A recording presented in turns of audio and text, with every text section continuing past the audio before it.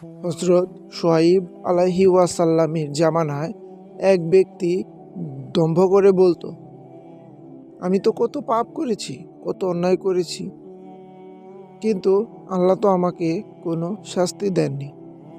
আল্লাহ তাআলা তখন হযরত শুআয়ব আলাইহিওয়াসাল্লামকে ওহীর মাধ্যমে জানালেন, হে শুআয়ব, ওই বোকা লোকটিকে গিয়ে বলো সে যা বলছে তা উল্টো।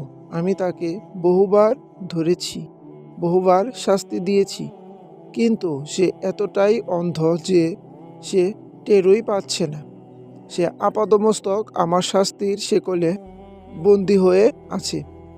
আল্লাহ তাআলা আরও বলেন, হে শুআয়ব, তাকে বলো তার পাপের কারণে তার অন্তরের অবস্থা কালো হাড়ির মতো হয়ে গেছে। হাড়ি যখন নতুন থাকে তখন সামান্য ধোয়া লাগলে বা কালি পড়লে তা দেখা যায়, কিন্তু হাড়ি যখন পুরোপুরি কালো হয়ে যায় তখন তাতে আরও কালি লাগলে তা আর বোঝা যায় না। একজন ফর্সা মানুষ যদি কামারের কাজ করে তবে তার মুখে কালি লাগলে সাথে সাথে বোঝা যায় এবং সে ধুয়ে ফেলে, কিন্তু একজন কালো মানুষ যদি কামারের কাজ করে তবে তার মুখে কালি লাগলে তা বোঝা যায় না। ঠিক তেমনি মানুষ যখন প্রথম গুনাহ করে তার বিবেক দংশন করে সে আল্লাহর কাছে ক্ষমা চায়, কিন্তু যখন সে বারবার গুনাহ করতে থাকে তখন তার অন্তর পুরোপুরি কালো হয়ে যায়, তখন আর তার মনে অনুশোচনা জাগে না। গুনাহ করতে তার ভালো লাগে এবং শেষ পর্যন্ত সে ঈমান হারিয়ে ফেলে। পাপের মরিচা তার অন্তরে আয়নাকে নষ্ট করে দেয়। সাদা কাগজে লিখলে পড়া যায়, কিন্তু লেখার উপর বারবার লিখলে কাগজ কালো হয়ে যায় এবং কিছুই আর পড়া যায় না।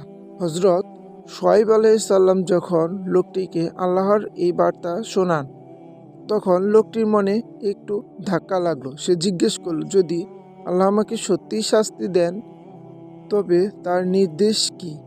আমি তো সুস্থ আছি, আমার ধন সম্পদও ঠিক আছে। শুআয়ব আলাইহিসসালাম আল্লাহর কাছে জিজ্ঞেস করলেন, আল্লাহ, শাস্তির প্রমাণ চাইছি। আল্লাহ বলেন, আমি দোষ গোপনকারী, তাই তার সব গোপন কথা ফাঁস করব না, তবে তার পরীক্ষার জন্য আমি একটি নির্দেশনার কথা বলছি।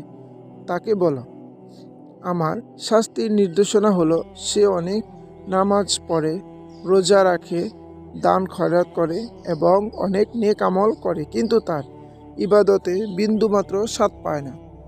সে ইবাদত করে ঠিকই, কিন্তু তার ইবাদতে কোনো প্রাণ নেই, কোনো মিষ্টি অনুভূতি নেই।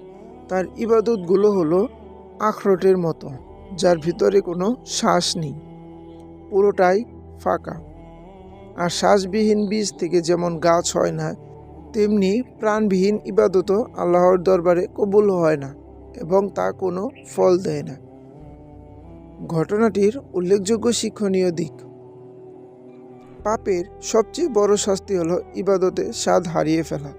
আল্লাহ যখন কারো উপর নারাজ হন তখন তার কাছ থেকে সিজদার আনন্দ কেড়ে নেন। পাপ করতে করতে মানুষের অন্তর যখন মরে যায় তখন সে আর বুঝতে পারে না যে সে বিপদে আছে। ইবাদত শুধু লোক দেখানো শরীর চর্চা নয়, এর জন্য অন্তরের উপস্থিতি ও স্বাদ আবশ্যক।